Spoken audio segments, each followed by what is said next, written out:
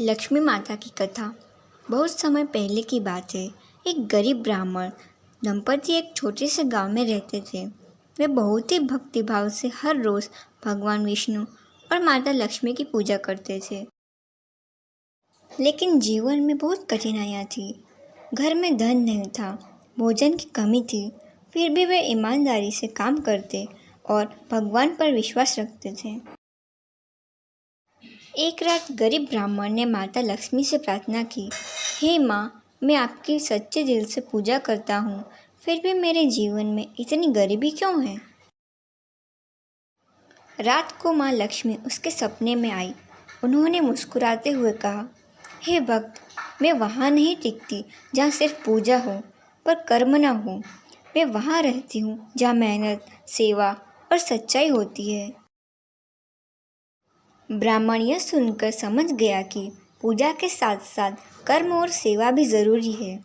अगली सुबह ब्राह्मण ने रोज की पूजा के बाद गांव के बुजुर्गों, बच्चों और जरूरतमंदों की सेवा शुरू की। उसकी मेहनत और ईमानदारी देखकर लोग उसकी मदद करने लगे। उसका व्यापार बढ़ा और कुछ ही महीनों में उसका घर धन धान्य से भर गया।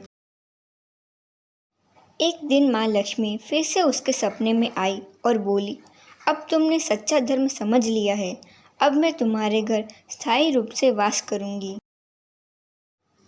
उसके बाद उसका जीवन सुखी, शांत और समृद्ध हो गया। इस कथा से क्या सीख मिलती है? केवल पूजा से नहीं, सच्चे कर्म और सेवा भाव से लक्ष्मी प्राप्त होती है। माता लक्ष्मी वहीं वास करती है जहाँ सफाई, सच्चाई, ईमानदारी और श्रद्धा होती है। घमंड, आलस्य और धोखा जहाँ होता है, वहाँ लक्ष्मी नहीं टिकती।